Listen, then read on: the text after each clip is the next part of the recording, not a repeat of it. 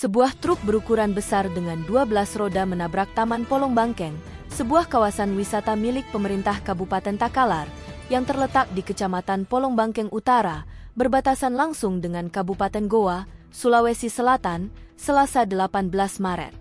Kendaraan yang terlibat dalam kecelakaan adalah truk Fuso berwarna hijau dengan bak merah bernomor polisi DP 8933 AK. Akibat kegagalan fungsi rem dan setir yang tidak dapat dikendalikan, truk tersebut menabrak tiang listrik di sekitar taman.